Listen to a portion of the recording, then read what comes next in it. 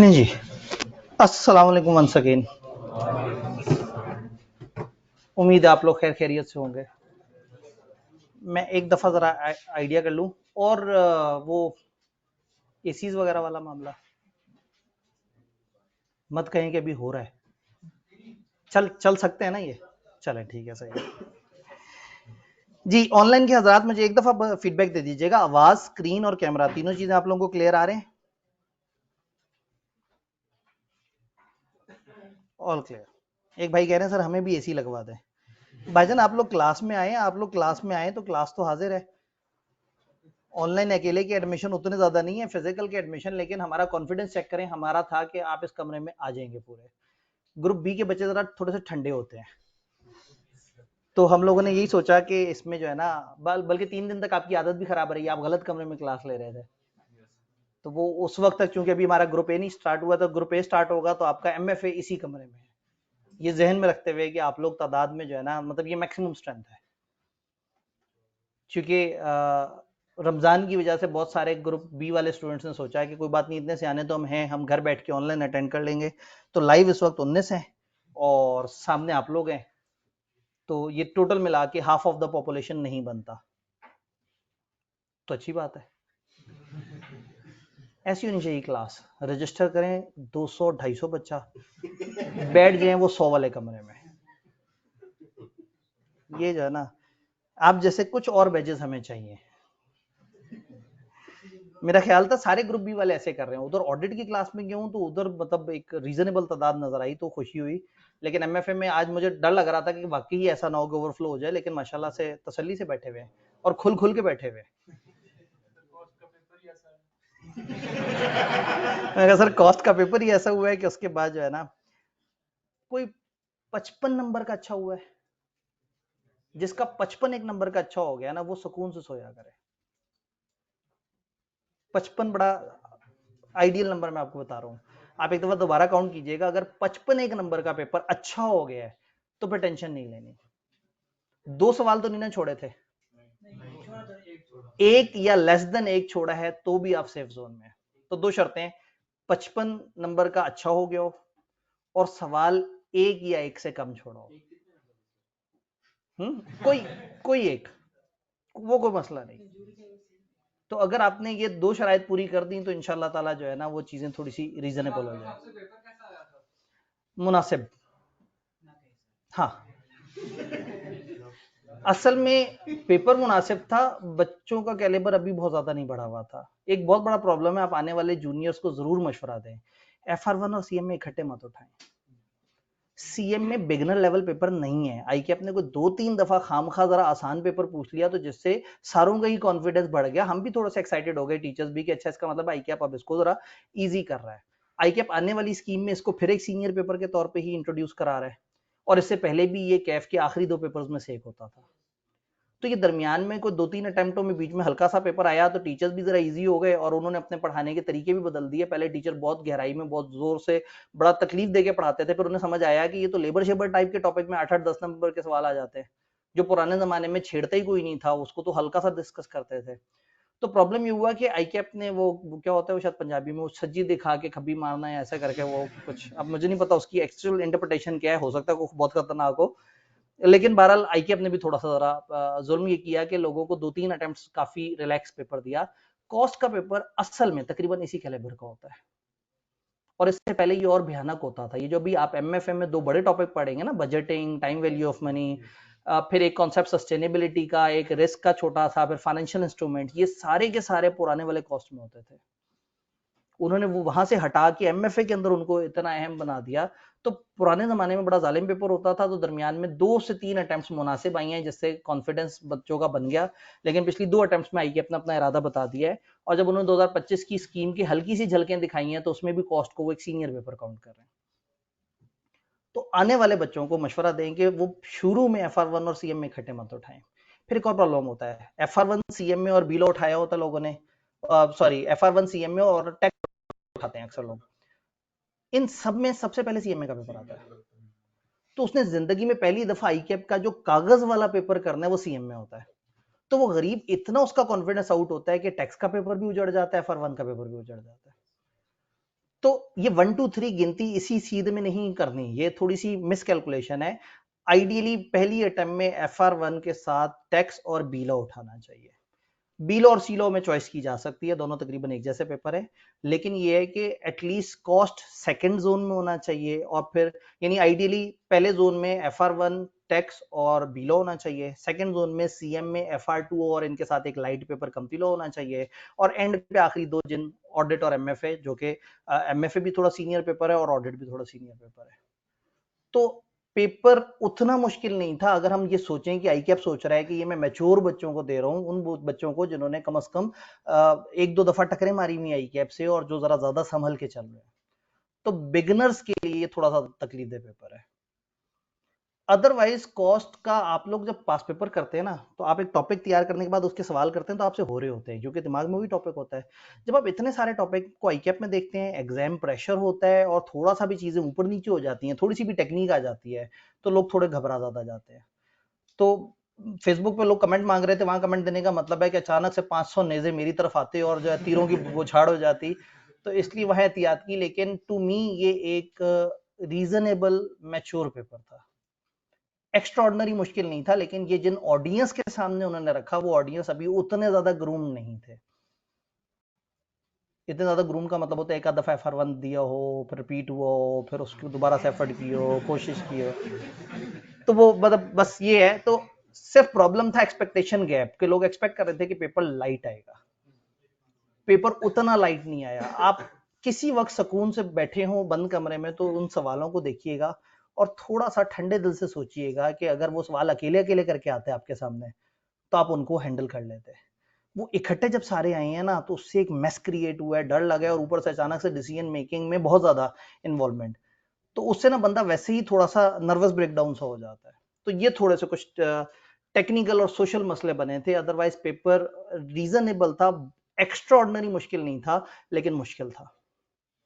तो मैं आपके जज्बात को वो नहीं करूंगा कि आसान पेपर था, मुश्किल पेपर था, बट ICAP की नजर में एक मुनासिब पेपर था, क्योंकि उसकी एक्सपेक्टेशन थी कि इसमें मैच्योर बच्चे होंगे, तो कम से कम आने वाले बच्चों को बचाए। मैंने पिछली दफा इतने बच्चों को सेशन के बीच में भी कहा कि भाई आप FR1 CMA इकट्ठे उठा रहे हो, मत ऐसा करो, लेकिन बच्चों को लगता है कि अकाउंटिंग मजे की चीज है, अकाउंटिंग करते रहेंगे करते रहेंगे करते रहेंगे, पेपर वाले दिन पता लगता है हमें आती है या नहीं आती, थ्योरी पहले दिन ही पढ़ के नहीं समझ आती। तो इसलिए ना ये मिक्सिंग थोड़ी सी ऐसी होनी चाहिए कि cost should be in the second attempt, पहली गो में नहीं होना चाहिए। फिर ICAP भी तो डरा देता ना, MFA खुलेगा नहीं जब तक कॉस्ट पास नहीं करोगे। तो आप इस चक्कर में कॉस्ट उठा लेते हैं, MFA ने खुलना था या नहीं, R2 भी नहीं खुलता क्योंकि FR1 भी रगड़ा जाता है।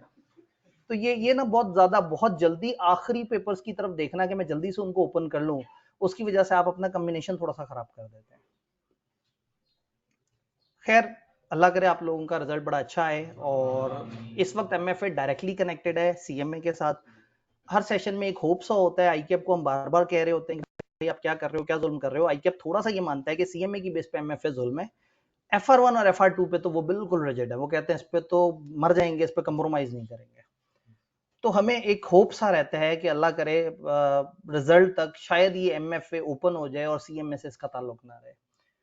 लेकिन कोई बात नहीं, खुदा ना खास्ता अगर ये होप ना रियलाइज हुआ तो हो सकता है वैसे ही आपका पेपर पास हो जाए, और अगर डबल खुदा ना खास्ता ये होप भी ना रियलाइज हुआ और आपका भी नहीं पास हुआ, तो आप MFA से खुद ब खुद CMA में चले जाएंगे। हमने CMA में कुछ सीट्स रिजर्व करके रखी हुई, उन सीट्स पे हम एडमिशन नहीं कर रहे। MFA और R2 के स्टूडेंट से हमने ये वादा किया है कि अगर आपको किसी वजह से खुदा ना खास्ता ड्रॉप हो गए पीछे वाला पेपर, तो हम आपको पीछे वाले पेपर में शिफ्ट कर देंगे, और आपको उसके लिए अलग से वो नहीं होगा, उस वक्त एक नई डिबेट नहीं होगी कि अच्छा पिछला इतना पढ़ लिया, इसके 40% डिडक्शन हो गई, अब ट्रांसफर कराना है उसके 4000 और कट गए, अब ये नया पेपर है ये 25,000 का, उसमें से माइनस किया, चलो जी 18,000 और दे दो। तो वो इस तरह की कैलकुलेशंस नॉर्मली कॉलेजेस कर रहे होते हैं। तो हमने ये रूल रखा है कि MFA और R2 वाला बच्चा अगर किसी वजह से पीछे वाले पेपर में रह जाए, तो बगैर कोई ड्यूज, बगैर कोई साइंस, बगैर कोई इस तरह की वैरायटी कराए, हम उसको पीछे वाले उसमें शिफ्ट करते हैं और उससे किताबें भी वापस ना लें। कैसा नहीं होगा कि आपको पीछे शिफ्ट कर दिया और कहें किताब वापस करो हमारी MFA वाली। तो ये है, इस पेपर की तरफ आते हैं तो इसका मतलब है कि आप कह रहे हैं कि सीएमए पढ़ने की वजह से, सीएमए के पेपर की वजह से आप थोड़ा सा डीमोटिवेटेड है। मैं आपकी जगह तो पता है क्या करता, मैं क्लासें ना लेता रिजल्ट तक, सच्ची बात बता रहा हूं। बेयकीनी की हालत में पढ़ी जाने वाली नमाज से बेहतर है यकीन की हालत में सो जाना, हजरत अली का कौल है। तो या बेयकीनी खत्म कर दें या पढ़ना खत्म कर दें।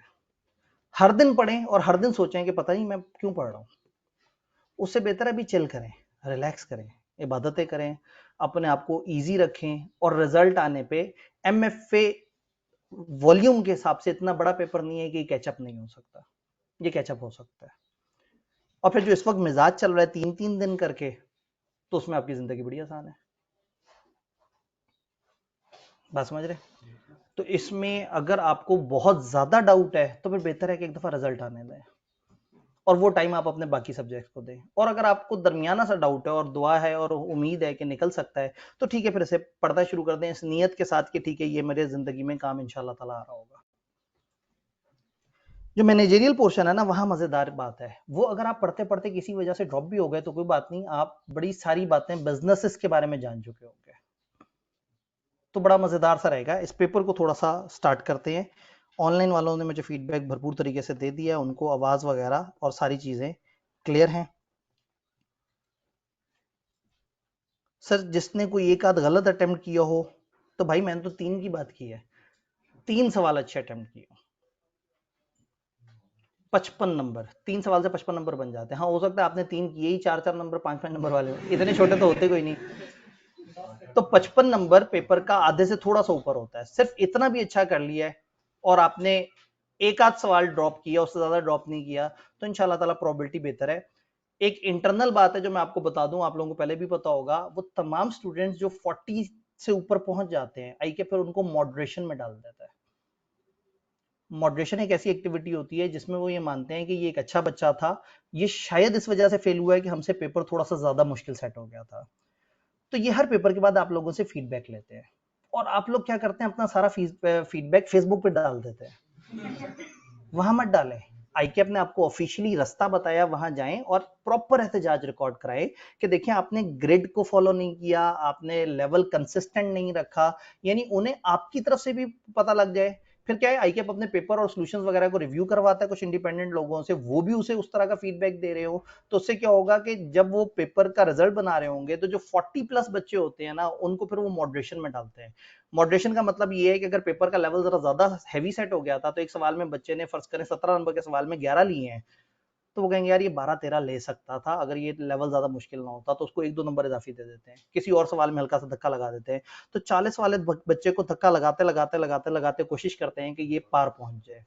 इवन जब वो 49 पे भी पहुंच जाता है, तो उस वक्त उन्हें होता है कि इस जगह पे फेल करने का मतलब वाकई ये बच्चा रोता रहेगा कि 1 नंबर के लिए, इसे ये नहीं पता कि मैं 41 से चलना शुरू हुआ।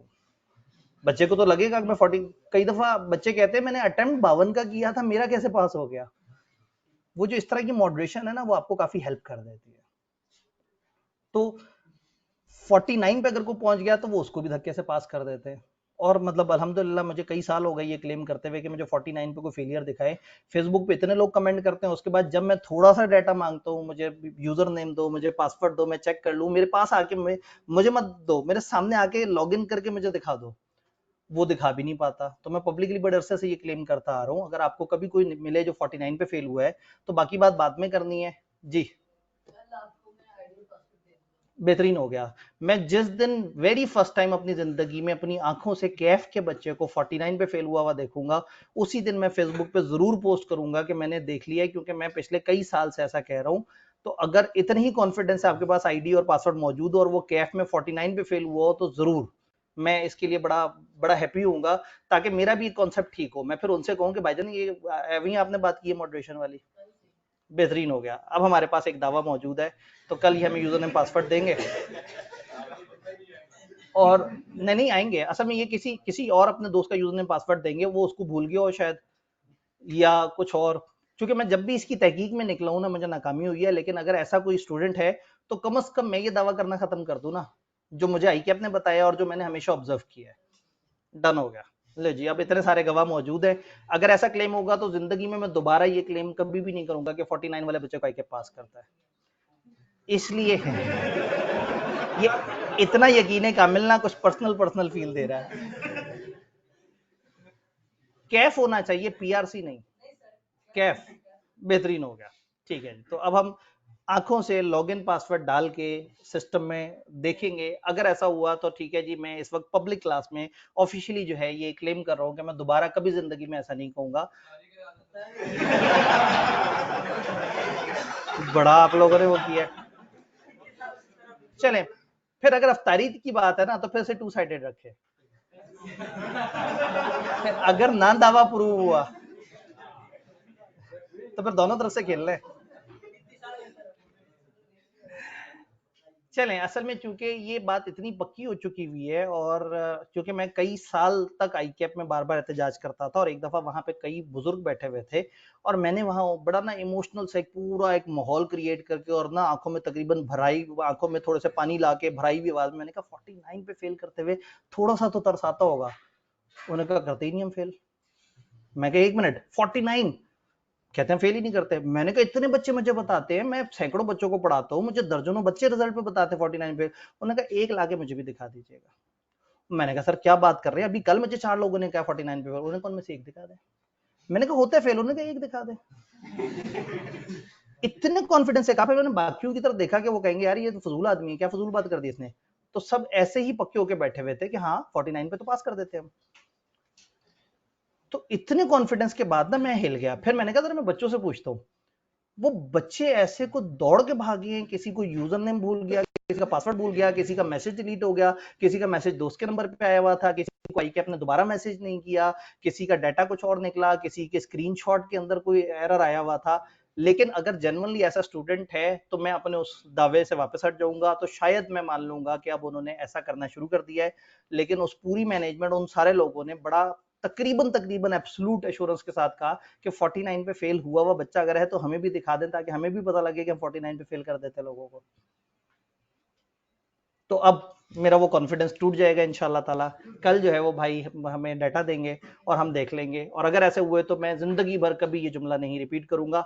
एंड ठीक है जी, अफ्तारी तक तो आप लोगों का रुकना जरा मुश्किल होगा। आप लोगों को कोई ऐसी चीज दे देंगे जो अफ्तारी में साथ काम आ जाए, जैसे कोई हाफ रोल बिस्किट का, कि अफ्तारी करते हुए आप साथ साथ खा रहे होंगे। आप वो जो है ना, सर ने अफ्तारी की थी, मतलब एक ऐसी चीज हो जो खराब भी ना हो जाए शाम तक।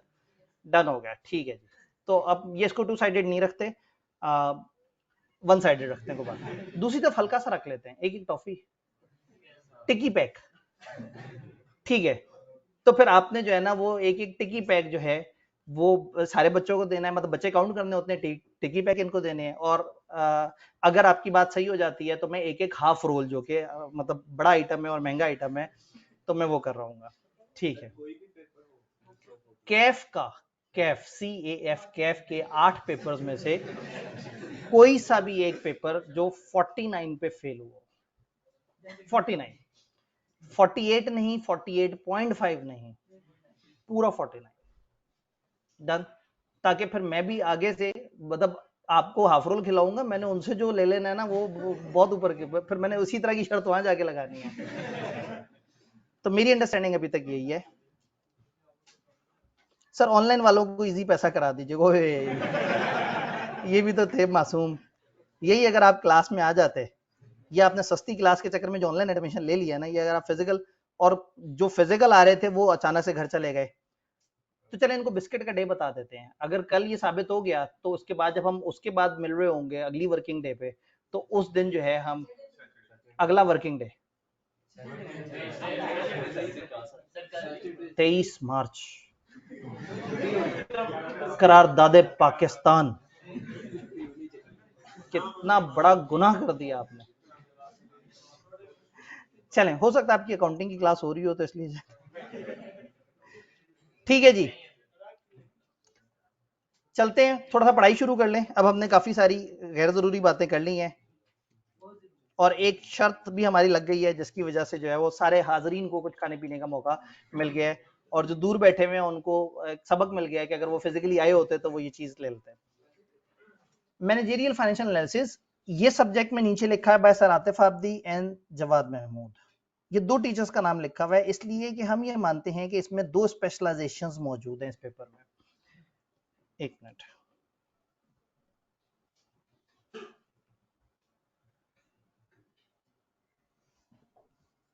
यहाँ पे एक छोटा सा,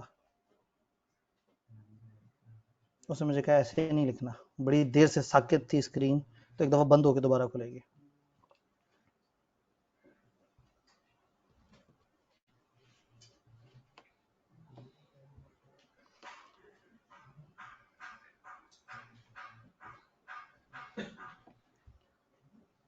इस क्लास में आपको ना अजीब अजीब से इश्यूज नजर आएंगे। मेरा टेक्नोलॉजी के साथ ना फड्डा है, मेरी क्लास में चलते चलते अचानक से गोटू वेबिनार काम करना बंद कर देता है, सेम इंटरनेट पे आवाज अचानक से गायब हो जाती है, स्क्रीन गायब हो जाती है।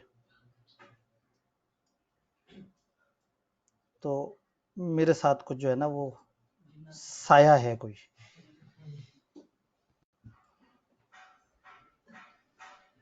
तब यहाँ से दोबारा ओपन करने लगा हूँ।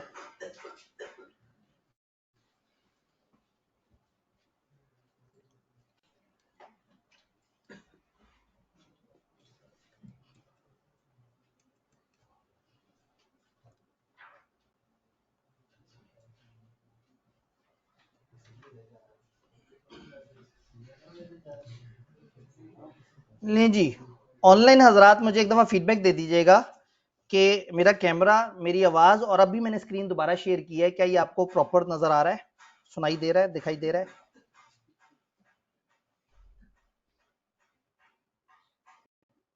बेहतरीन हो गया। थोड़ा सा इस पेपर को जानते हैं। दो दो टीचर्स क्यों हैं? चूंकि न्यूमेरिकल की अपनी एक मिथ होती है, अपना एक कराने का तरीका होता है, और थ्योरी को कराने का तरीका बिल्कुल एक डिफरेंट होता है।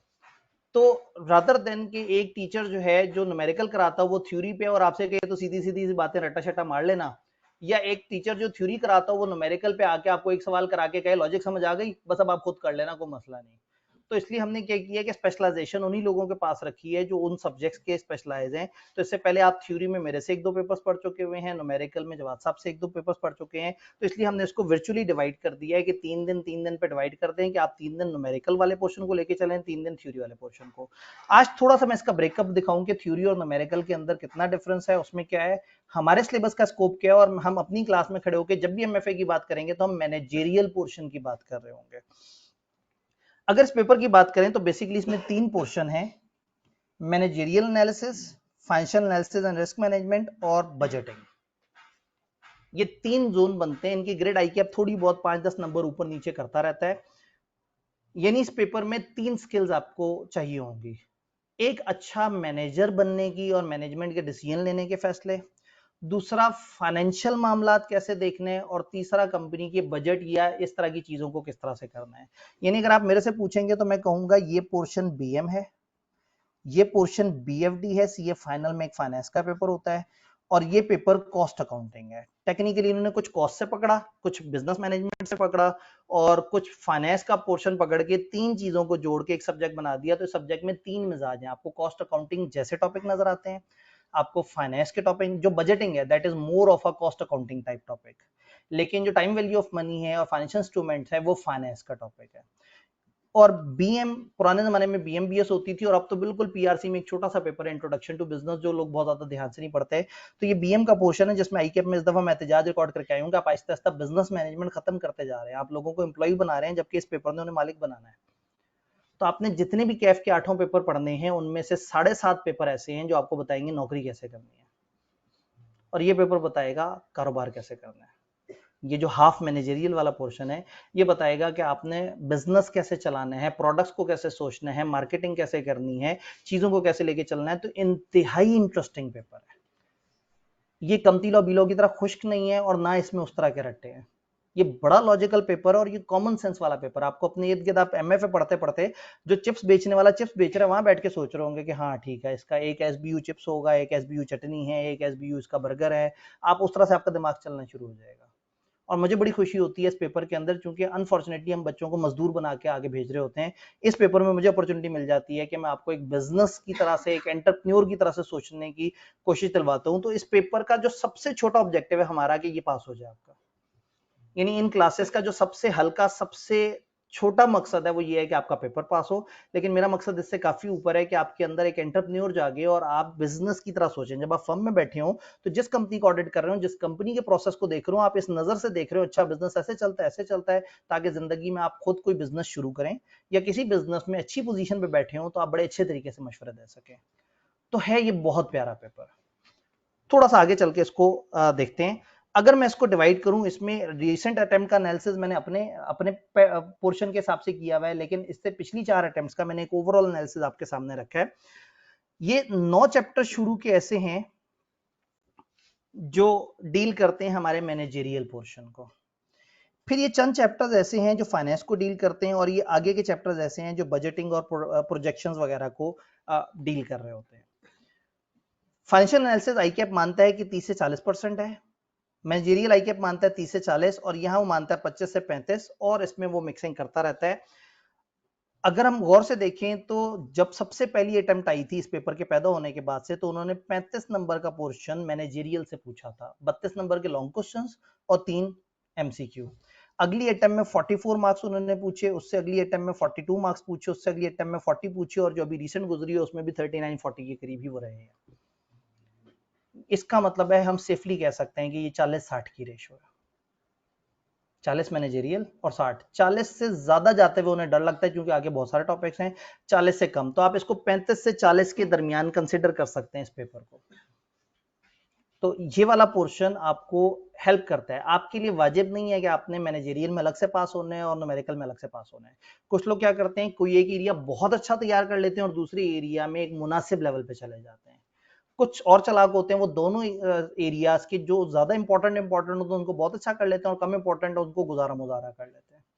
तो अलग अलग तरह की अप्रोच हो सकती है। ये एक ओवरऑल एनालिसिस है। ये आज डे एंड पे इसकी हैंडआउट्स वगैरह भी आपके साथ ग्रुप में शेयर हो जाएंगे। तो ये एक ओवरऑल पैटर्न बता रहा है जिससे हमें पता लग जाए कि ये पोर्शन औसतन 40 नंबर का, ये औसतन 35 का, और ये औसतन 25 का। लेकिन ये 25 से ज्यादा की तरफ होगा। रिसेंटली इन्होंने ये वेटेज चेंज किया 2 अटेम्प्ट पहले। तो आप ये देखें कि ये 30 पे पहुंच गया है वेटेज चेंज करने के बाद, और रिसेंट एग्जाम में भी इसके अच्छी वेटेज आई थी। तो हमारा जो एरिया है वो ऊपर वाले 9 चैप्टर्स हैं। अगर मैं उसको फर्दर ब्रेकअप करूं तो इस दफा आपको एक रीसेंट अटेम्प्ट भी यहां पे लिखी नजर आएगी। अब आपके सामने स्क्रीन पे है सिर्फ मेरा वाला पोर्शन जो मैनेजरियल एनालिसिस कहलाता है। इसमें पहले 5 चैप्टर्स हैं। पहले 5 चैप्टर्स इनको हम कहते हैं पेस्टल। एक अप्रोच है कि एक ऑर्गेनाइजेशन ने अपने इर्द गिर्द की इन्वायरमेंट में किन चीजों को देखना है। पॉलिटिक्स को देखना है, उसने इकोनॉमिक्स को देखना है, उसने मुल्क के सोशल हालात को देखना है, उसने टेक्नोलॉजी को देखना है, उन्हें लीगल फैक्टर्स को देखना है, इन सारी चीजों को देखना है। तो जो शुरू के 5 चैप्टर्स है ना, ये आपको अपने इर्द गिर्द की इन्वायरमेंट में किन चीजों को सोचना है उसके बारे में बात करते हैं। चैप्टर 4 में ये आईटी की बातें करते हैं, और आईटी चार्टर्ड अकाउंटेंट्स की थोड़ी कमजोर होती है, तो यहाँ पे वो आपको बहुत कुछ बताना चाह रहे हैं और बहुत सारा कुछ रट्टा भी लगवाना चाह रहे हैं। तो ये 5 चैप्टर तो अलग अलग है। मैंने फिर एक और कॉन्सेप्ट बनाया हुआ है, पेस्टल कंबाइंड। किताब में एक चैप्टर 6 है जिसमें कुछ डाटा नहीं है, उन्होंने सिर्फ पिछले 5 चैप्टर्स के कंबाइंड सवाल बनाए हुए हैं। तो ये पेस्टल कंबाइंड भी है ऊपर से, लेकिन इसको इसलिए अलग लाइन आइटम दिखा दी है कि मैं आपको बताऊं कि कभी कभी उनका मूड होता है तो वो एक कंबाइंड सवाल बनाते हैं, और कभी मूड होता है तो ऊपर के चैप्टर्स में से वो करते हैं। फिर आता है हमारे पोर्शन का सबसे अहम area, competitive forces, internal analysis और एथिकल डिसीजन मेकिंग। अगर आप देखें तो इन 3 चैप्टर्स में से 61% ऑफ हमारा पोर्शन आ रहा है। अगर मैं अपने पोर्शन को 100% काउंट करूं तो 61% उसमें से इन 3 चैप्टर्स में से आ रहा है, जिसमें से तकरीबन 22 और 25 इनसे, और औसतन 15 नंबर यहां से। अब आईकेप का मिजाज है, पिछले पेपर में उन्होंने क्या किया, यहां से सवाल नहीं पूछा, इन 2 से सवाल पूछ लिया। उससे पीछे वाले में उन्होंने डिवाइड कर लिया, इस वाले में उन्होंने ये क्रॉस कर दिया और यहां से सवाल पूछ लिया, इसमें ये क्रॉस कर दिया। तो ये आईकेप की मर्जी है, वो इन 3 में से। लेकिन इसका मतलब है एक चीज हमें समझ आ रही है, इन 3 में से 2 में से सवाल आता ही आता है। टिपिकली हमारे पोर्शन में 4 सवाल होते हैं, जिनमें से 2 या 3 ये इन 3 चैप्टर्स में से बन रहे होते हैं, और 1 या 1.5 या 2 ऊपर के 6 में से बन रहे होते हैं। जी मैनेजेरियल वाला पोर्शन ए लेवल बिजनेस से कितना लिंक है? तकरीबन हाफ। इसमें हाफ ऐसी बातें हैं जो आपने पहले पढ़ी हुई होंगी और हाफ ऐसे मॉडल्स हैं जो आपने इससे पहले नहीं देखे हुए होंगे। तो वो बेस था, ये उससे आगे है, स्ट्रेटेजिक लेवल पे है। वो थ्योरेटिकल लेवल पे रट्टा, या यूं समझें कि वो था कि आपको बेस समझ आ जाए रूल्स। इसमें आप एक एंटरप्रेन्योर बन के डिसीजन मेकिंग कर रहे हैं। तो ये एक ओवरऑल एनालिसिस। अगर इस एनालिसिस के मुताबिक देखें तो पहले ही हमारा पोर्शन 40 नंबर की वेटेज रखता है, और ऊपर से उसमें से 3 ऐसे चैप्टर्स हैं जो ज्यादा जरूरी हैं। ये मैं आज नहीं, जिस दिन ये पेपर पैदा हुआ था मैं उस वक्त से सबसे कह रहा था कि असल काम के चैप्टर ये आखिरी 3 है, क्योंकि ये इन्होंने 3 चैप्टर्स उठाए हैं सीए फाइनल्स से, जो काम की चीज है, जो ये आपको सिखाना चाह रहे हैं, और पीछे वाले इन्होंने तोड़ मड़ोड़ के वो किए हैं। इन्होंने क्या किया, जब ये किताब बन रही थी तो आई बिलीव कि इन्होंने एक साहब को कहा कि ये पेस्टल है, पेस्टल के ऊपर आपने 6 चैप्टर बना देने हैं। पेस्टल ना एक वो है, एब्रीविएशन है, P for political, E for economic, S for social, इस तरह से करके। तो उन साहब ने जब चैप्टर्स बनाए और जब चैप्टर सामने आए तो आई पर्सनली बिलीव कि वो 5 थे, 6 नहीं थे। वो एक फैक्टर खा गए। पेस्टल में 2 दफा ई आता है, एक ई होता है इकोलॉजिकल, उसका चैप्टर ही नहीं है हमारे पास, और अगली गिनती शुरू हो रही थी 7 से। तो आई ने एक चैप्टर क्रिएट किया, चैप्टर नंबर 6। और चैप्टर नंबर 6 में क्या है? चैप्टर नंबर 6 खोले, उसमें थ्योरी है ही नहीं। 4 सवाल दिए हुए जिसमें लिखा है चैप्टर 1 से लेके 5 तक के सवाल। तो 9 में से एक चैप्टर तो पहले दिन ही खत्म हो गया। अब हमारे सिलेबस में रह गए हैं 8 चैप्टर। कितना लाइट लाइट सा फील हो रहा है। ठीक है जी, थोड़ा सा आगे चल के देखते हैं। मैं अगर इसकी कुछ डिवीजन बनाने की कोशिश करूं तो कुछ इस तरह से होगा। मैं आपसे कहूंगा जो 7 और 8 है, कंपेटिटिव फोर्सेस इंटरनल एनालिसिस, इसको घोल के पी लेना है। एक्सटर्नल एनालिसिस बड़ा लॉजिकल सा है, बड़ा इंटरेस्टिंग सा है, बड़ा मजा आएगा। इंटरनल एनालिसिस में थोड़ी थोड़ी सी बोर बातें भी हैं, लेकिन ये 2 चैप्टर्स इस पेपर की जान है, और इसमें तीसरे चैप्टर में 2 मॉडल्स दिए हुए हैं, आपने उनको देखना है। आईकेप के कोड के बेसिक्स पहले दिए होते थे, अब उन्होंने किताब से निकाल दिए। तो यानी कि चैप्टर 9 में सिर्फ 2 टॉपिक हैं जो काम के हैं, और चैप्टर 7 और 8 ये चैप्टर्स, इन सारे चैप्टर्स को मिला के आप देखेंगे तो गेम आपकी बड़ी जबरदस्त हो जाएगी। और अगर आपको लग रहा है कि ये बहुत बड़े चैप्टर है, तो ऐसा नहीं है, ये हार्डली 14-15 सफे में खत्म हो जाता है, तीनों।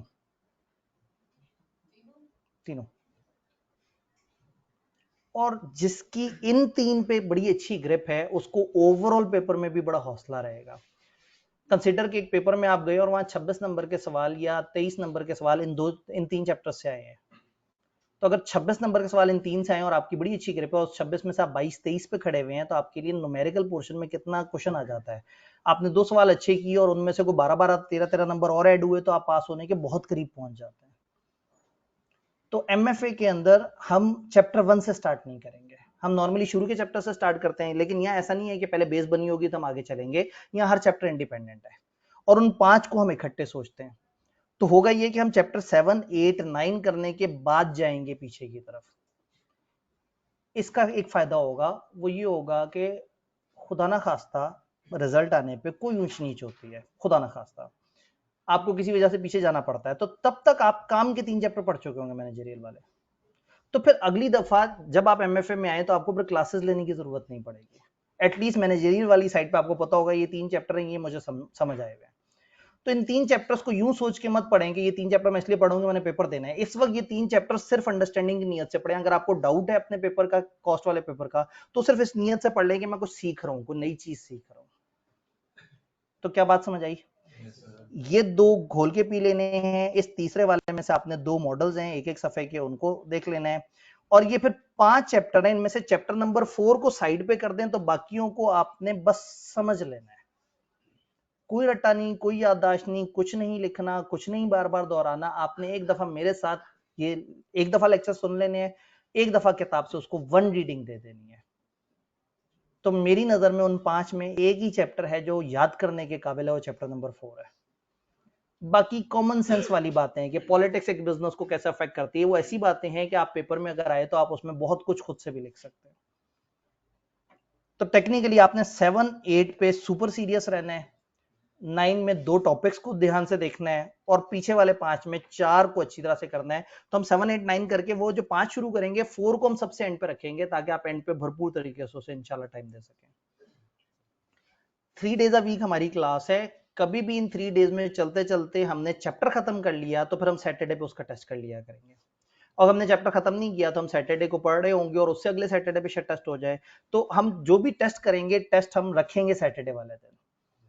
तो शायद अल्टरनेट वीकेंड्स पे आपके टेस्ट बन रहे हो।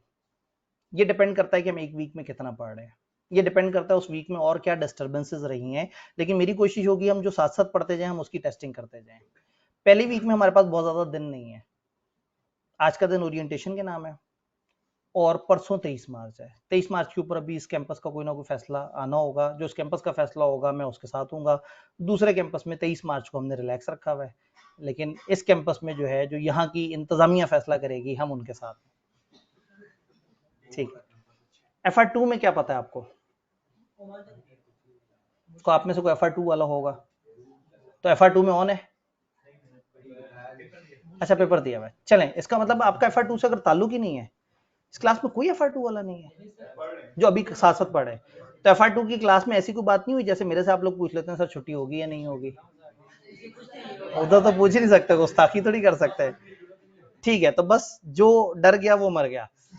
अगर आपने वहां ना पूछा और वो ऑन हो गया तो फिर ये भी खुद ब खुद ऑन हो जाएगा, क्योंकि कैंपस के फैसले को तो हमने मुकदम रखना है ना। ठीक है जी।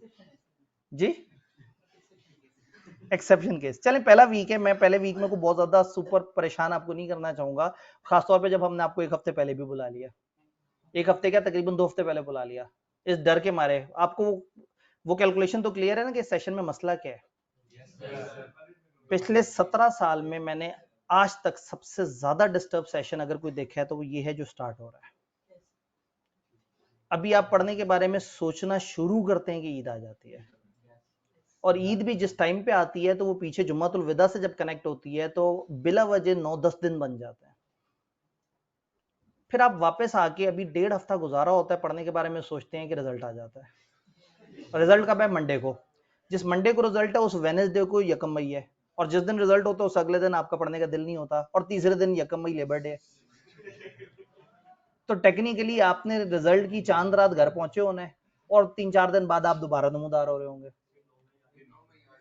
फिर 9 मई की याददाश्त, 9 मई की बरसी, उसका कोई मामला हो जाना है। फिर खैर, फिर आप पढ़ने के बारे में अब थोड़ा सा, मतलब वो वही टाइम है जब 3-4 हफ्ते हमारे पास कुछ सुकून के आते हैं कि अगली ईद नजर आना शुरू हो जाती है। ठीक है, वो ईद भी संडे वाले दिन है। अब संडे वाले दिन का क्या मतलब है कि छुट्टी कब होनी चाहिए?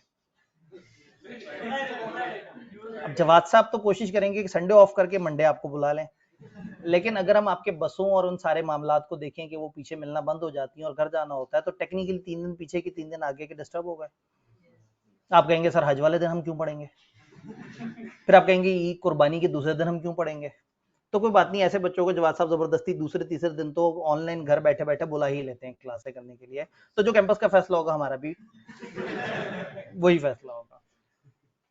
उधर से फिर आप थोड़ा सा आजाद होके, ईद के बाद 1 आध हफ्ते तो उसके आफ्टर इफेक्ट्स रहते हैं। अभी आपने 2.5 हफ्ते पढ़ा होगा कि 9-10 मुहर्रम पीर मंगल पे, उससे पीछे भी संडे है, जिसका मतलब है उसके साथ कनेक्टेड सैटरडे भी। वो क्या हुआ, वो जो आपका वो पीटीआई वाला बंदा कहता है कि वो संडे तो सैटरडे तो क्या हो गया, तो वो भी तबाह हो गया।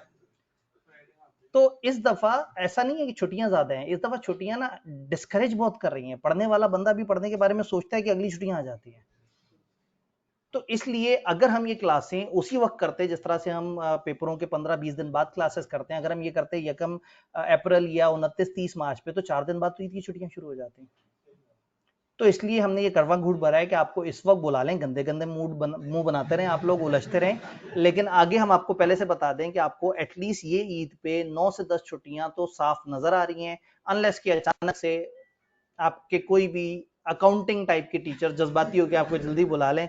मुझे अपेरेंटली लग रहा है कि 9-10 छुट्टियां आपकी बन गई हैं, क्योंकि ईद जुमेरात पे और जुम्मतुल विदा से कहानी शुरू हो जानी है। तो अभी से टिकटें करा के रख लें, एहतियातन पूछ लीजिएगा, अगर मतलब थोड़ा सा हिम्मत कर सकें तो जरा पूछ लीजिएगा। बट आई स्ट्रांगली बिलीव कि फ्राइडे से छुट्टियां स्टार्ट हो करनी पड़ेंगी इंतजामी तौर पे भी, क्योंकि फिर बच्चों को बाद में बसें शसें और ये इतने मसले पड़ जाते हैं, फिर वो लाहौर में ईद गुजारेंगे और हमें मुसलसल बदुआएं देंगे। तो कोई बात नहीं, हमने अपने जोश का इजहार कर दिया, हमने 2 हफ्ते पहले आपको बुला लिया है, तो अब हमें कोई गिला नहीं है अगर आप ईद पे छुट्टियां अच्छी कर लेंगे। और हमें से मुराद ओवरऑल है, लेकिन अचानक से अकाउंटिंग में किसी भी जगह अगर आप फंसे हुए हैं तो वो जिम्मेदारी अपनी अपनी। ग्रुप ए वाले तो आप लोगों ने लेट कर दिए भाई। देखें, एक बात बताएं, हमें खुशी किस चीज की ज्यादा होती है कि हम सबको एक हफ्ता आगे कर देते हैं, हम ज्यादा सहूलत में होते हैं। अभी निजाम तो सारा चल रहा है, कॉलेज भी चल रहा है, सारे लोग आ रहे हैं, सारे लोग काम भी कर रहे हैं, तो फिर ग्रुप ए को छुट्टी देके हमें क्या फायदा मिला? हमें फायदा नहीं मिला, उन्हें फायदा मिला है। ग्रुप ए में आने वाले मेजोरिटी लोग पीआरसी से आ रहे हैं और पीआरसी के इम्तिहान आई के अपने 16 से 21 में रख दिए। अब उसमें आधे बच्चे आए हुए हैं और आधे अभी बेचारे पीआरसी दे रहे हो, तो इसलिए वहां पे फिर शदीद मजबूरी में हमें उसे 1 हफ्ते आगे करना पड़ा। तो हमारे बीइंग इंस्टीट्यूट ये ख्वाहिश नहीं थी कि हम सबको 1 हफ्ते आगे करें, बट वो जो ग्रुप ए वाले लोग हैं उनकी इस वक्त डिमांड ये बनती थी कि उनको 1 हफ्ते आगे किया जाए। तो वही वाली बात है कि किसी भी फैसले में हम अपनी सहूलत नहीं देख रहे। वो इंटरनेट पे एक भाई जो है वो बस जज्बाती हुए होते हैं कि कॉलेजेस जो है वो अपने मनमानी करते हैं और पता नहीं क्या कमर्शियल उसके चक्कर में बच्चों को बुला लेते हैं। आपको जल्दी बुला के तुम्हारा नुकसान है, 1 हफ्ता ज्यादा इसी चलेंगे, 1 हफ्ता ज्यादा इंतजामियों करनी पड़ेगी। हमें तो बड़ी खुशी होगी आप आए और 8-7 दिन बाद हम आपसे कहें लो भाई ईद आ गई है। तो हम जेन्युइनली सब में आपसे ज्यादा हम तकलीफ में आएंगे।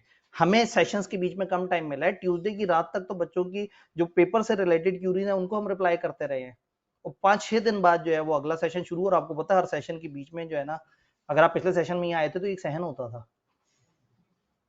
ये जहां हम बैठे हुए, तो हमने रातों रात गेम बदल दी है। चलें जी, सिलेबस का ओवरऑल अगर मैप दिखाने की मैं आपको कोशिश करूं तो इसमें एक एक्सटर्नल एनालिसिस है, एक इंटरनल एनालिसिस और एक एथिक्स है। इंटरनल एनालिसिस का मतलब है आप देखें आपका इदारा अंदर से कैसा है। एथिक्स का मतलब है कि आप देखें कि चीजें एथिकल वे में चल रही है नहीं। एक्सटर्नल एनालिसिस का मतलब है आप अपने इदारे से बाहर नजर करके तो देखें कि दुनिया में क्या हो रहा है, आपके कंपेटिटर क्या कर रहे हैं, चैप्टर 7 बताएगा। और आपके इर्द गिर्द जो पेस्टल फैक्टर्स हैं जिनमें से एक ही खत्म हो गया तब ये स्लेप्ट एनालिसिस बन गया। चैप्टर 1 से 5 तक आप उसे देखें। तो बेसिकली दिस इज अबाउट हम एक बिजनेस के ओनर हैं या हम एक बिजनेस के मैनेजर हैं। हमने अपने बिजनेस के अंदर के प्रॉब्लम्स को देखना है, अंदर किन चीजों को बेहतर कर सकते हैं उन्हें देखना है, बाहर की दुनिया को देखना है, वहां के खतरों को देखना है, वहां की अपॉर्चुनिटीज को देखना है और उसके मुताबिक काम करना है। तो ये पेपर पढ़ के काफी मजा आएगा। मैं असल में इतने अरसे से बात करता आ रहा हूँ कि अब आपको ये नहीं लगेगा कि मैं को गप मार रहा हूँ। होता क्या है कि आप कोई भी सब्जेक्ट टीचर से पढ़ते हैं, टीचर कहता है ये वो सब्जेक्ट आया है जो मैं असल में सही वाला पढ़ाता हूँ, ताकि जरा बच्चे अटेंटिव हो जाएं। तो पिछले कई साल से मैं ये कमिट करता आ रहा हूँ कि सीए के अंदर जितने सब्जेक्ट्स हैं, मतलब मुझे सबसे ज्यादा पसंद है क्यूएम पढ़ाना, जो मुझे कॉलेज वाले पढ़ाने नहीं देते, अपने कॉलेज वाले भी नहीं पढ़ाने देते, वो कहते नहीं आप सीनियर पेपर पढ़ाएं। उसके बाद बिजनेस पढ़ाना अच्छा लगता है। तो बीएमबीएस वाज माय फेवरेट पेपर जो खत्म हो गया, जिसमें से कुछ चीजें उठा के उन्होंने इस पेपर में डाली है। तो उसके बाद ऑडिट पढ़ाना अच्छा लगता है और सबसे एंड पे जो चीज मुझे अच्छी लगती है वो लॉ है। बच्चे रिवर्स सोचते हैं, वो कहते हैं ये लॉ का टीचर है, ये ऑडिट का टीचर है, ये बिजनेस का टीचर है। तो बहरहाल ये बड़े दिल से पढ़ेंगे और इसमें आपने ये भारी फील नहीं करना कि हम कोई किताबी बातें पढ़ रहे हैं, हमें रट्टा मारना है। आपने लॉजिकली समझना है, डिबेट करनी है। तो इस क्लास में हम किताब का कम और हम कॉमन सेंस वाली बातें ज्यादा पढ़ रहे होंगे इंशाल्लाह। कहानी को थोड़ा सा आगे बढ़ाते हैं। टिप्स क्या है इससे रिलेटेड, आपने करना क्या है। पेपर के अंदर जो सबसे जरूरी बात होगी वो होगी रिक्वायरमेंट, क्योंकि आपने चीजें देखी होंगी, छोटा सिलेबस होगा, आप जज्बाती होंगे, सवाल देखते साथ ही आप फौरन से जवाब लिखना शुरू कर देंगे, गलत हो जाएगा। पहले एक दफा देखना होगा, समझना होगा कि सवाल पूछ क्या रहा था, उसकी रिक्वायरमेंट क्या थी। तो यहाँ सवाल कई तरह के होंगे और हर सवाल को करने का मिजाज अलग होगा। आज हमारे पास टाइम इंशाल्लाह बचेगा तो मैं आप लोगों को डिफरेंट तरह के सवाल कैसे दिखते हैं और उनको हमने कैसे लेके चलना है, मैं थोड़ा सा उसके बारे में गाइड कर रहूंगा, ताकि इंशाल्लाह ताला जब आप इसकी ड्राफ्टिंग करें तो आपकी जिंदगी थोड़ी सी आसान हो। और अब आपके पास एक लोकल फ्री टीचर भी जेब में मौजूद है, चैट जीपीटी। आप एक सवाल देखें और चैट जीपीटी पे जाके टाइप करें उसका जवाब, और फिर उसे बताएंगे बताओ मैंने लिखते हुए क्या गलती की। वो इतना खूबसूरत तरीके से आपको बताएगा आपके ड्राफ्टिंग के मसले, आपके टेक्निकल मसले। तो ये ग्लोबल पेपर है, ये किसी स्टैंडर्ड्स वगैरह का नहीं है, ये एक ऐसी चीज है जो पूरी दुनिया में एक जैसी चलती है। तो इसके बारे में आपको गूगल पे बड़ी गाइडेंस मिल जाती है, आपको अपने तौर पे छोटी छोटी सी ड्राफ्टिंग इंप्रूव करने का बड़ा मौका मिल जाता है। रिक्वायरमेंट्स आपने सही से पढ़नी है, टाइम को मैनेज करना है, ये एक मुश्किल काम हो गया। आपका एक ही पेपर है जिसमें न्यूमेरिकल भी है, एक ही पेपर है जिसमें थ्योरी भी है।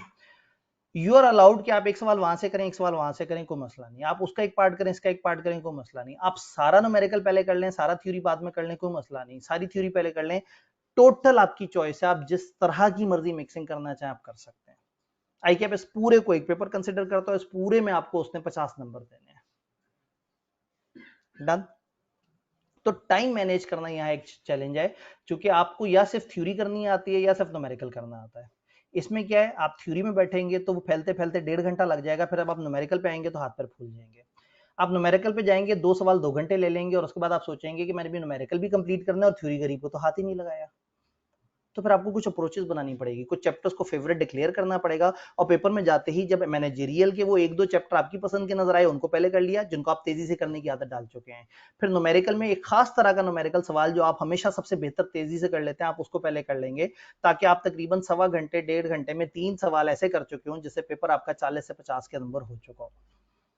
तो यहाँ टाइम मैनेजमेंट एक इशू आएगा, अभी नहीं समझ आएगा, क्योंकि मैं मैनेजरियल पोर्शन लेके चल रहा हूँ, जवाब साहब न्यूमेरिकल, वो अपने पोर्शन के टेस्ट ले रहे होंगे, मैं अपने पोर्शन का, लेकिन हम मॉक लेंगे, जब आगे बड़े टेस्ट लेंगे तो वो हम इकट्ठे लेंगे, ताकि आपको एक सेटिंग में दोनों तरह के मिजाज को डील करना आ जाए।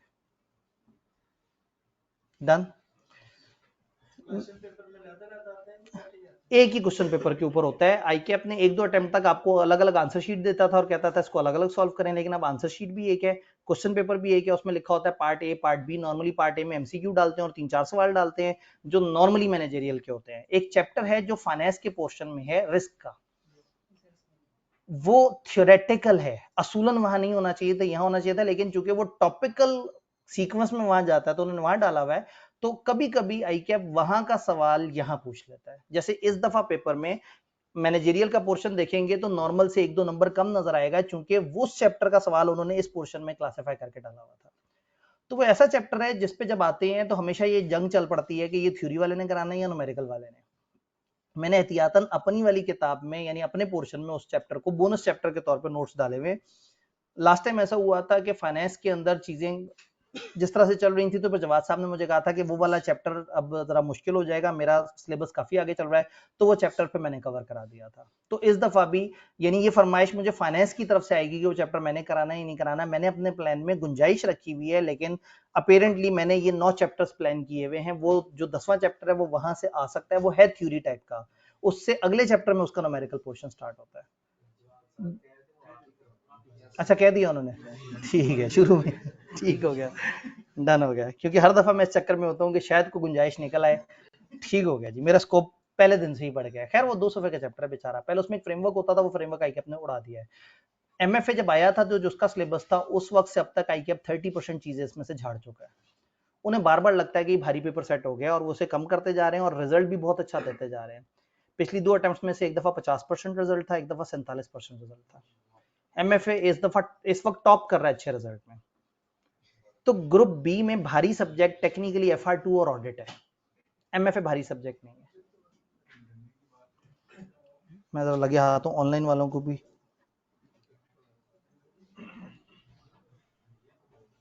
सर आप छुट्टियां ना दें 23 और 1 मई की। 1 मई तो मेरे टाइम पे आएगी नहीं, 1 मई तो फाइनेंस वाले पोर्शन में आएगी। हमारे तो दिन ही अलग अलग है ना, हम तो आखिरी 3 और पहले 3 दिन की सवारी हैं।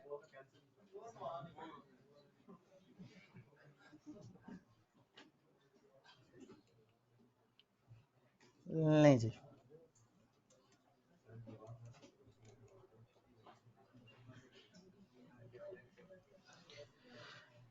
कहानी को आगे बढ़ाते हैं। मैंने आपको बताया था कि मेरे केस में क्या होता है कि सिस्टम अचानक से कोई ना कोई मसला करना शुरू कर देता है। वो सिस्टम जो पूरा दिन बिल्कुल सही चला होता है वो अचानक से आउट हो जाता है। जैसे कि आपके सामने ही नजर आ रहा है और मेरे सामने स्क्रीन तबाह हो चुकी हुई है। चलो कोई बात नहीं, आपके सामने तो नजर आ रहा है, तो आपके सामने वही नजर आ रहा होगा जो ऑनलाइन वालों को नजर आ रहा है।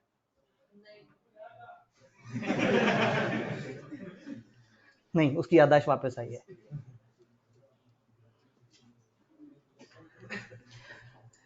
अब क्या खास बातें हैं जो जहन में रखनी है? नंबर 1, हमने रिक्वायरमेंट ध्यान से पढ़नी है। अब मैं सिर्फ अपने पोर्शन की बात कर रहा हूं। नंबर 2, अपना टाइम मैनेज करना है। नंबर 3, ये अंडरस्टैंड करना है कि मैनेजरियल पोर्शन भी जरूरी है, भी,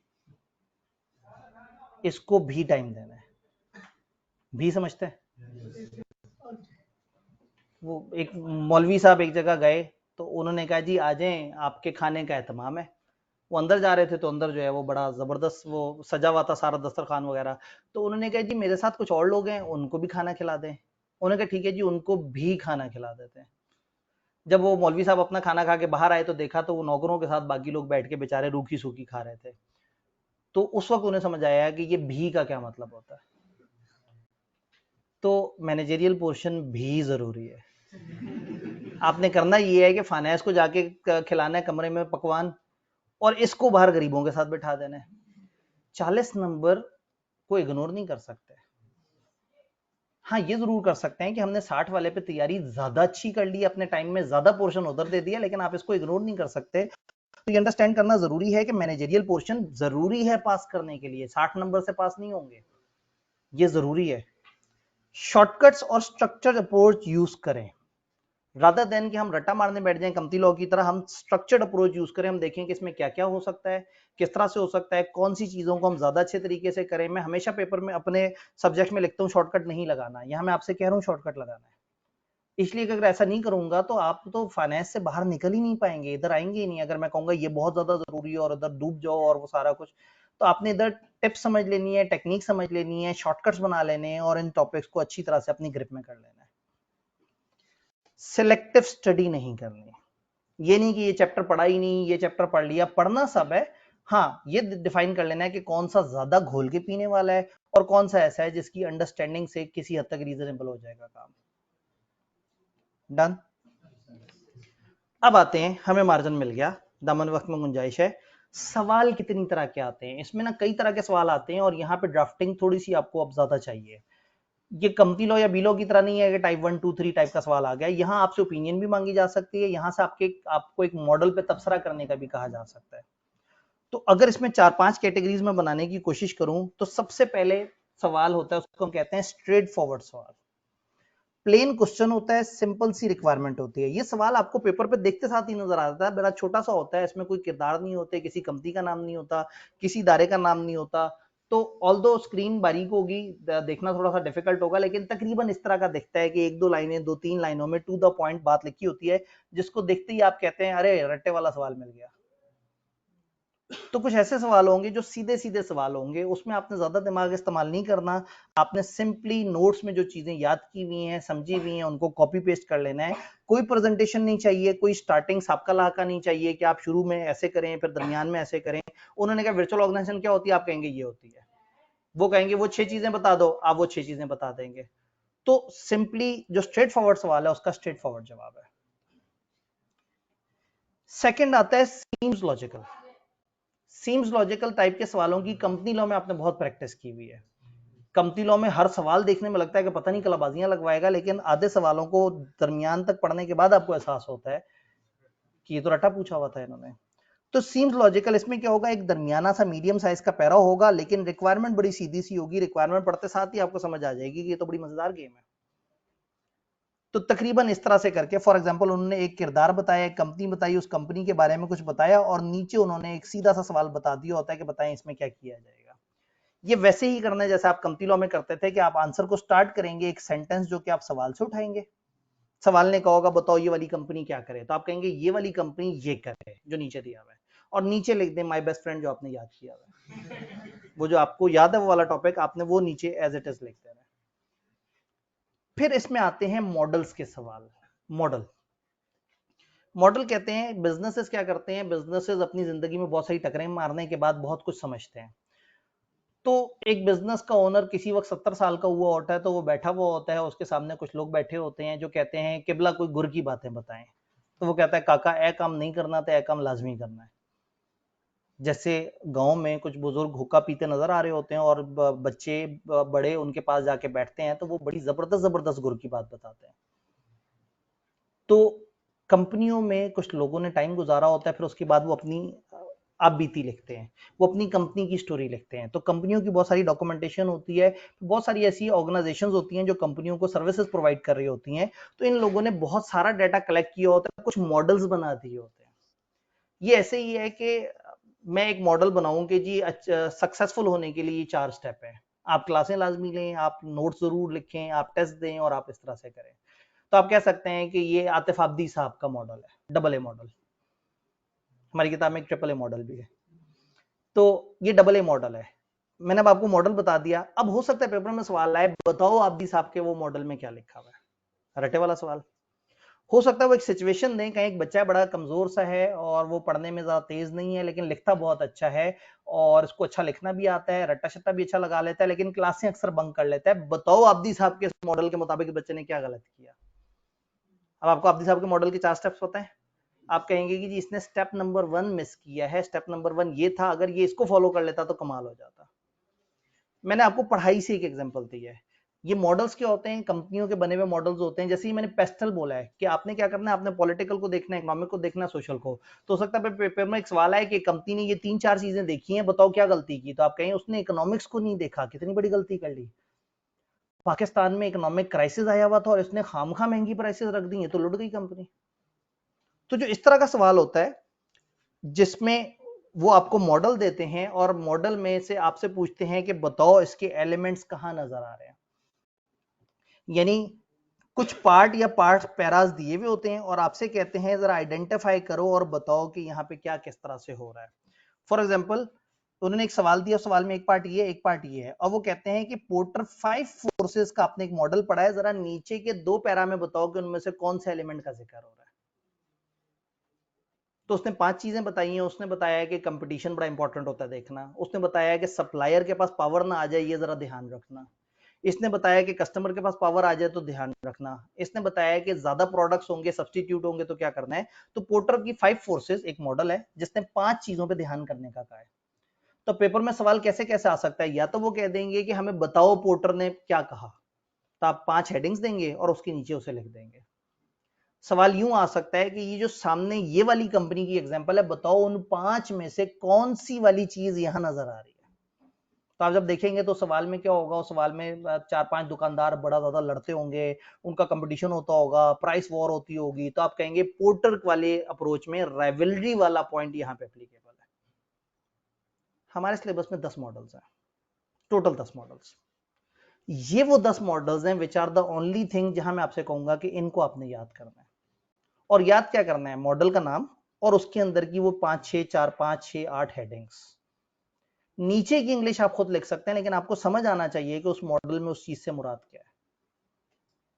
जैसे अगर गौर से देखें तो पीछे मैंने आपके सामने मॉडल ही रखा है कि आपने रिक्वायरमेंट केयरफुली देखनी है, आपने टाइम कम अच्छे तरीके से देखना है, आपने मैनेजरियल पोर्शन की इंपॉर्टेंस को देखना है, शॉर्टकट्स यूज करने और सिलेक्टिव स्टडी की तरफ नहीं जाना। मैंने आपसे 5 चीजें आपसे शेयर की। तो ये मेरा मॉडल है। तो पेपर में सवाल शायद आए कि ये सिनेरियो है, जरा बताओ इसमें कौन सा वाला एलिमेंट फॉलो नहीं हो रहा। और सवाल यूं भी आ सकता है कि वो बताएं कि एक बच्चा है, वो 4 से 5 मॉक प्रैक्टिस कर चुका हुआ है और वो अक्सर 3-4 घंटे 3-3.25 घंटे टाइम को काउंट करके और पेपर की लिखने की प्रैक्टिस करता है। तो बताओ आब्दी साहब के मॉडल में कौन से स्टेप को वो फॉलो कर रहा है। तो आप कहेंगे जो टाइम मैनेजमेंट वाला पोर्शन था इसको वो फॉलो कर रहा है। मैं इसलिए अपने मॉडल की एग्जांपल दे रहा हूं कि भी हमने कोई मॉडल प्रॉपर तरीके से पढ़े नहीं है। तो सवाल यूं भी आ सकता है कि आपसे कहें बताओ इन 5 में से कौन सा एलिमेंट फॉलो हो रहा है। और सवाल यूं भी हो सकता है कि एक बच्चे की पूरी कहानी सुना दें आपको, इतना बड़ा पैराग्राफ हो, और आपसे कहें जरा बताओ इसने मॉडल के एलिमेंट्स को कैसे कैसे फॉलो किया। तो आइडेंटिफाई एलिमेंट्स ऑफ मॉडल आपको पैरा दे दिया और उन्होंने कहा जरा बताओ इसमें कौन कौन सा मॉडल का एलिमेंट है। तो आप आंसर करते हुए क्या करेंगे, पार्ट वाइज हेडिंग देंगे रेलेवेंट एलिमेंट की, और हर हेडिंग के नीचे बताएंगे कि क्यों आप कह रहे हैं कि ये फलाना मॉडल है। यानी पहले पैराग्राफ में जो लिखा था मैंने क्यों कहा ये राइवलरी की बातें हो रही है, मैं हेडिंग दूंगा राइवलरी और नीचे लिख दूंगा कि 5 फोर्सेस के मुताबिक अगर ये 4 बातें हो रही हो तो ये राइवलरी होती है। इसका मतलब है कि यहाँ का लॉजिकल सवाल 90% 95% चांस है कि वो 10 में से किसी एक मॉडल से आएगा।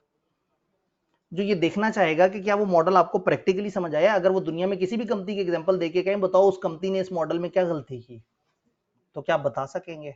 उस तरह से जब जब कोई मॉडल आएगा मैं आपको बताऊंगा कि ये मॉडल है, ये उसके 5 एलिमेंट है और इनको हमने जहन में रखना है। तो शायद कंप्लीट एमएफए में आपने कुछ नहीं करना, कोई रजिस्टर मेंटेन नहीं करना, आपको 10 ऐसे सफ़े चाहिए जिसमें उन 10 मॉडल्स के एलिमेंट्स आपने लिखे हुए। बाकी पूरे पेपर को लॉजिकली, वो जो मैंने चैप्टर 9 में भी 2 चीजें अहम कही थी, वो 2 मॉडल्स थे। तो इस पेपर में all the paper is about understanding and वो 10 मॉडल्स आर अबाउट कि उनकी इस लेवल पे याददाश्त हो कि आप पेपर में उसे रिलेट कर सकें। तो मैनेजेरियल पोर्शन तकलीफ नहीं देता, बड़ा स्मूथ चलता रहता है, लेकिन कम से कम अगर इसको इसका हक अदा कर दिया जाए तो क्या आप साथ देंगे? चौथी तरह का सवाल, फुल मॉडल। एक बड़ा सा सिनेरियो नजर आएगा और आपसे कहेंगे कि फुल मॉडल हमें बता दो।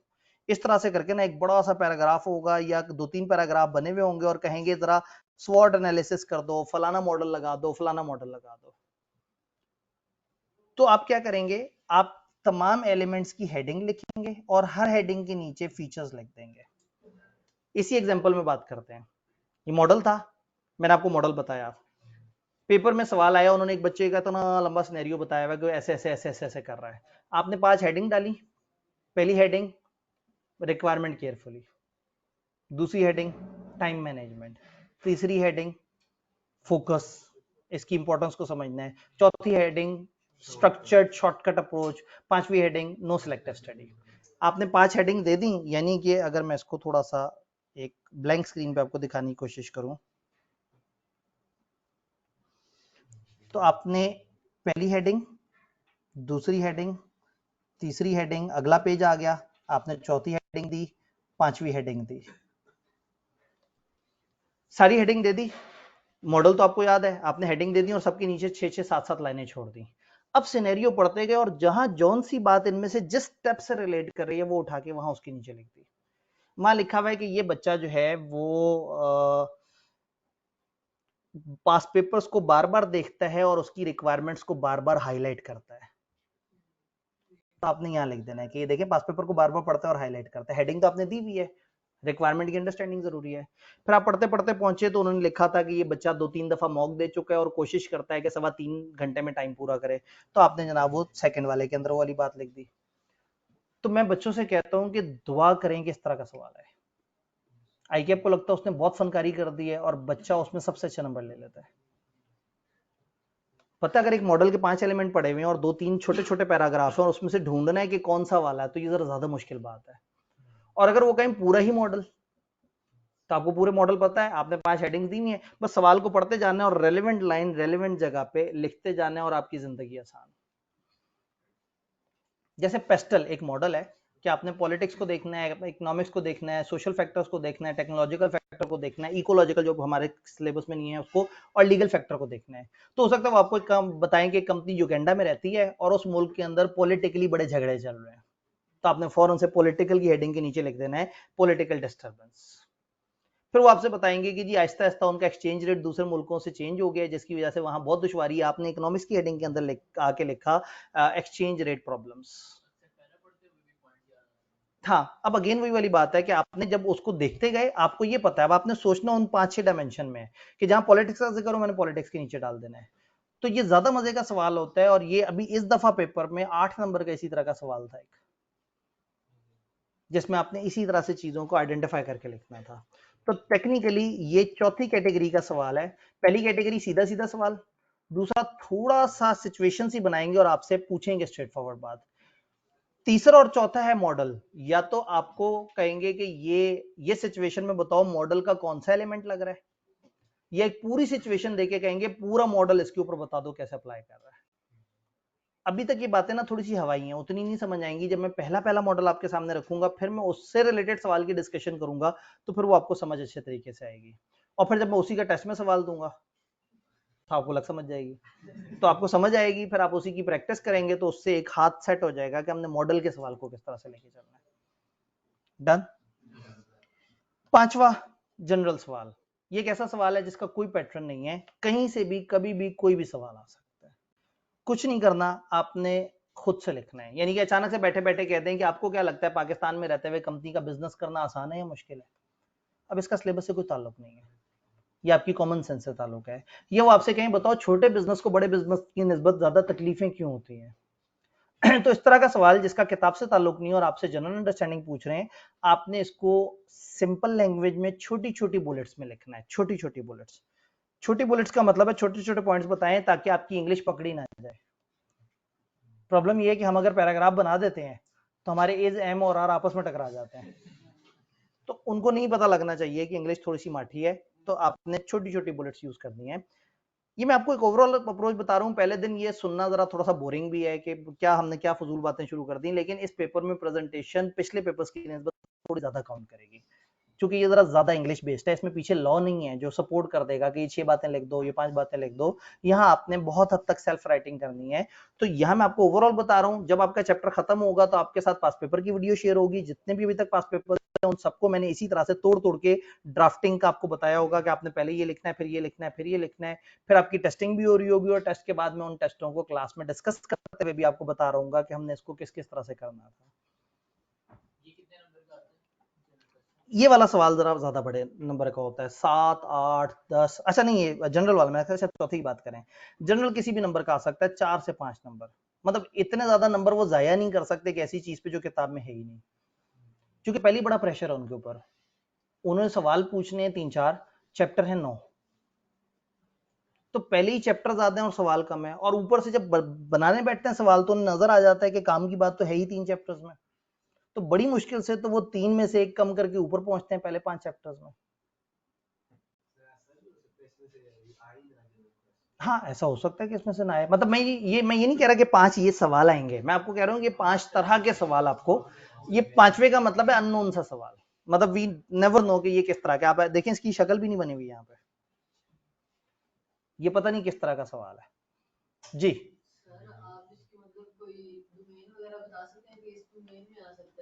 हाँ, हमारे सिलेबस के टॉपिक्स में रहते हुए आ सकता है। फॉर एग्जाम्पल वो कह देंगे कि आईएमएफ पाकिस्तान को लोन क्यों नहीं दे रहा, वो कह सकते हैं। क्यों? क्योंकि आप प्रोफेशनल हैं, आप चार्टर्ड अकाउंटेंसी की तरफ जा रहे हैं, आपने इकोनॉमिक्स कहीं बचपन में भी पढ़ी हुई है, और आपने अभी पाकिस्तान के बिजनेस एनवायरनमेंट को भी समझ लिया है। अब उसके बाद अगर आपसे पूछा जाए कि आईएमएफ पाकिस्तान को लोन देते हुए क्यों प्रॉब्लम कर रहा है या कि क्यों कर सकता है, का एक जनरल सवाल आपकी क्यूमुलेटिव नॉलेज से वो एक्सपेक्ट कर रहे हैं। लेकिन वही वाली बात है, इसकी बाउंड्री कोई नहीं है, कहीं ना कहीं वो सिलेबस के टॉपिक्स वगैरह के करीब करीब रहने की कोशिश करेगा, लेकिन जनरल का मतलब है कि वो नॉर्मल से हटके होगा। नहीं, इसमें वो चक्कर नहीं करना, इसमें ज्यादा से ज्यादा 10 मॉडल्स, 10 सफे, यानी कि 5 वर्के जिस पे आगे पीछे करके आपने तस्वीर बनाई हुई है, और आप में से कुछ ऐसे सियाने बंदे होंगे जो शायद एक ही वर्के पे 5 एक तरफ और 5 दूसरी तरफ करके, या 2 सफे वो करके और अपने कमरे पे अपनी दरवाजे पे लगा लें और डेली उनसे टकराते हो। तो ये डिपेंड करता है, मतलब आप आगे चलेंगे तो इनमें से कुछ मॉडल तो ऐसे हैं कि जो आपको मॉडल सुन के बड़ी भारी सी फील आ रही है। एक मॉडल का नाम है स्वॉट, SWOT। जनरली कुछ लोगों ने पहले से सुना हुआ है, स्ट्रेंथ, वीकनेस, अपॉर्चुनिटी, थ्रेट। एक बिजनेस की क्या स्ट्रेंथ और वीकनेस है, एक बिजनेस के पास क्या अपॉर्चुनिटीज और थ्रेट है। तो शायद आपने 2-3 दफा जब इससे आपकी आंखें गुजरेंगी तो आपको स्वॉट रट्टा नहीं मारना पड़ेगा, आप बड़े आराम से कह देंगे स्वॉट तो ये 4 बातें होती हैं। तो ये ज्यादातर मॉडल बहुत मुश्किल नहीं है, और जब हम पहुंचेंगे तो हम इतनी गहराई में पढ़ चुके होंगे कि नाम तो सबसे इजीएस्ट चीज होगी। तो शायद एक सफा उसकी ड्राफ्टिंग आपके फाइनेंस वाले पोर्शन के रजिस्टर का सिर्फ एक सफा में चाहिए, बस आपको ये पता हो वो सफा है किस जगह। पता लगे आप दरमियान में कहीं वो सफा बना के उसके बाद खुद ही भूले बैठे हो, तो सबसे जो आखिरी सफा उसको वो कर लें, या आखिरी 3-4 सफों को तय कर लें कि इस पे मैं मॉडल लिखूंगा। और मॉडल इतने बड़े नहीं है कि आपको जनाब सफों के सफे चाहिए, बहुत फैला के लिखेंगे तो एक सफे पे आएगा, और समेट के लिखेंगे तो वही वाली बात है कि एक वर्के पे आगे पीछे 10 के 10 मॉडल आ सकते हैं। एंड पे जाके बहुत शदीद परेशानी हो तो आप मुझे कह दीजिएगा, मैं एक सफे पे आगे पीछे करके आपको वो मॉडल की शक्लें दे दूं। लेकिन अच्छी बात यह है कि वो आप अपने हाथ से बनाएं। जैसे मैं कंपनी लॉ में लोगों से कहता हूँ कि जी मैं आपको डेज का मैप दूं, लेकिन मैं कोशिश करता हूँ कि मैं उसको जितना डिले कर सकूं बहुत एंड के करीब जाके दूं, नहीं तो क्या होगा कि वो फिर पहले ही दिन से उनकी याद करने की कैपेसिटी खत्म हो जाएगी और फिर बहुत ही शॉर्टकट के पीछे लग जाएंगे। तो पीछे भी मैंने एग्जाम से 1 हफ्ता पहले उसको शेयर किया, एंड तक उसे रोक के रखा, अपने आप को रोक के रखा कि नहीं ये भी नहीं शेयर करना। तो इसी तरह से आपकी अपनी स्किल खत्म हो जाती है जब टीचर आपको अपने पीछे लगा ले। तो आपने कोशिश करनी है, अब आप मैच्योर पेपर्स में आ गए, अब आपने ना इस पैटर्न से निकलना है कि सर सवाल करा रहे हैं तो हमसे सवाल हो रहा है। मुझे कई स्टूडेंट मिलते हैं कि वो जनाब पेपर से 2 दिन पहले उनके पास से गुजरो लेक्चर ले रहे होते हैं। मैं कहूँ यार इस वक्त लेक्चर ले रहे हो, वो सर सवाल कराते हैं तो हो जाता है। अब वो लेक्चर में सर बेचारे रिकॉर्डेड फॉर्म में सवाल कर रहे हैं, बच्चा कानों में टूटी लगाई हुई और एंजॉय कर रहा है कि सवाल हो रहा है। तो सवाल तो आपने हाथ से करना है, अपनी कैपेबिलिटी बनानी है कि सवाल जिस तरह का मर्जी नजर आ जाए आपको करना आता हो। टीचर आपको सपोर्ट करता है, आपको साथ देके 4 5 6 8 सवाल अपने हाथ से कराता है ताकि आप डेवलप हो। लेकिन अगर आप डिपेंडेंट हो गए टीचर पे तो काम खराब हो जाएगा। तो इंशाल्लाह ताला इस पेपर में आप डिपेंडेंट नहीं रहेंगे, आप इस काबिल हो चुके होंगे कि आप चीजों को कवर कर सकेंगे इंशाल्लाह। इसके बाद एक बड़ी अहम स्लाइड आती है जिसपे लिखा हुआ होता है शुक्रिया, जिसमें कोई भी बात, कोई सवाल, कोई कंफ्यूजन अगर आपको है तो आप पूछ सकते हैं ऑनलाइन, फिजिकल, इस पेपर को लेके, पैटर्न को लेके। भाई का सवाल। ठीक है,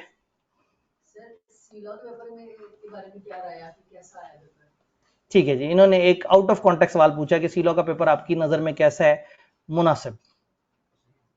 ज्यादा मुश्किल नहीं था,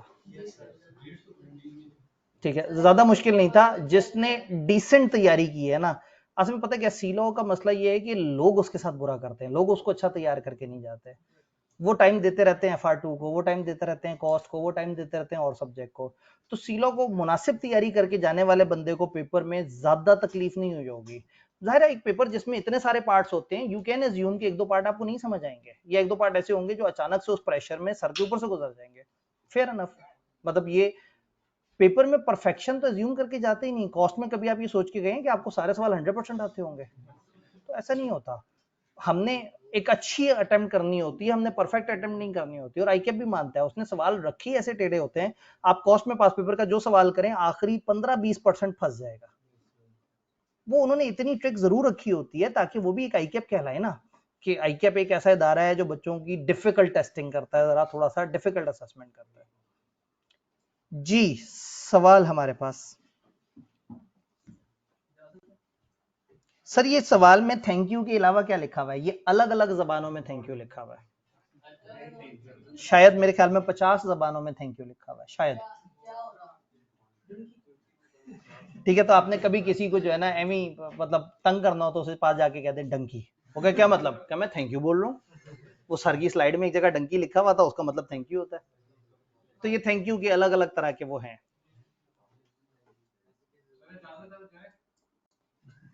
ये बड़ा अच्छा सवाल है। मैं असल में देख रहा था, मैंने कहा शायद आखिरी 1-2 यहाँ से कोई काम का सवाल आ गया हो। सामने वाले तो जो है वो MFA में से सवाल नहीं पूछ रहे, वो अपनी परेशानी ही पूछ रहे हैं।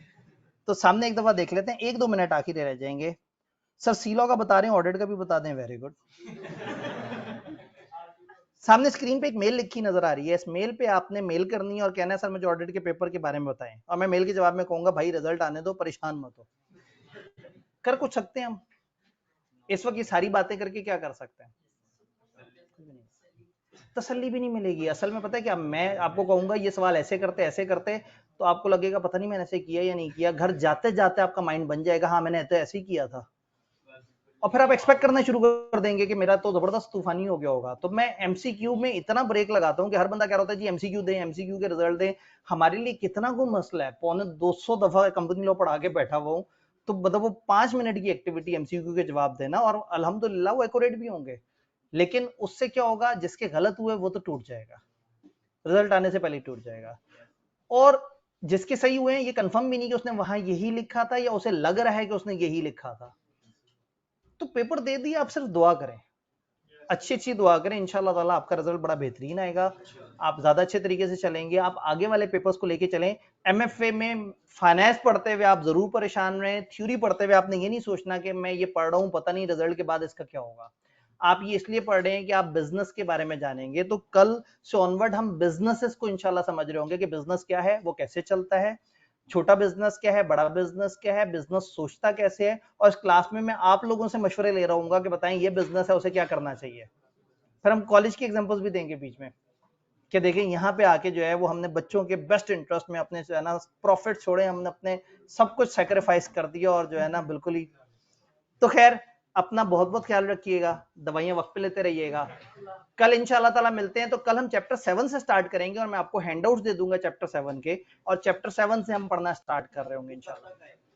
बुक कब तक आएगी? बुक में भी टाइम है, क्योंकि आईकेएफ का हम वेट कर रहे थे। कल फाइनली आईकेएफ ने अपने एग्जामिनेबल एडिशंस वगैरह हमें बता दिए हैं, जिसमें एमएफए में कोई चेंज नहीं किया।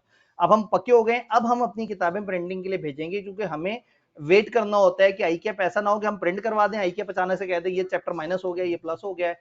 तो एमएफए में कोई चेंज नहीं आया जो आईकेएफ ने शेयर किया है, मेरे पोर्शन में चेंज नहीं आया जी। मैंने फेसबुक पे स्टोरी भी लगाई थी, आईकेएफ की वेबसाइट पे वो बकायदा एग्जामिनेबल एडिशन का भी है, और सोशल मीडिया के कुछ पेजेस ने वो स्टोरी से वो तस्वीर उठा के भी डाल दी है। मैं असल में ग्रुप में डालता हूँ तो मेरी पोस्ट अप्रूव कोई नहीं करता, तो इसलिए जो है ना, क्योंकि तो इसलिए आप लोग बड़े आराम से वो आपको मिल जाएगा। आईकेएफ की वेबसाइट पे उन्होंने एग्जामिनेबल एडिशन अपडेट कर दी है इस दफा के।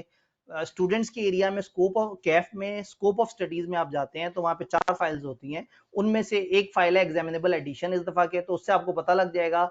वो सामने सामने से देखने से जो मुझे समझ आया है वो ये है कि कॉस्ट में कोई चेंज नहीं है, एमएफए में कोई चेंज नहीं है, ऑडिट सी लॉ बी लॉ किसी में कोई चेंज नहीं है। लेकिन मैं एहतियातन एक दफा अपनी आंखों से वो किताबों के जो अपडेटेड एडिशंस हैं उनको भी एक दफा गुजारूंगा एब्सोल्यूट एश्योरेंस के लिए, क्योंकि उसमें से 2-3 लाइनें अपडेट करके उन्होंने सोचा ये इतनी छोटी चेंज है, इसको हम क्या चेंज कहें।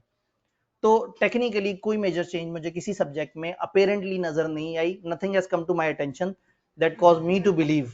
ऑडिट के अंदर ना इस तरह की ओपिनियन देते हैं जिसमें आपने जिम्मेदारी नहीं लेनी होती जी। इसमें शुक्रिया लिखा हुआ है किसी ना किसी जगह ऊपर करके लिखा हुआ है, ठीक है जी। तो कोई बात नहीं, ये स्लाइड्स की हम सॉफ्ट कॉपी भी भेज देंगे, आपने इसको जूम करके इसमें जो है ना वो देखने की कोशिश कीजिएगा। इंशाल्लाह ताला मिलते हैं, अपना ख्याल रखिएगा, अल्लाह हाफिज।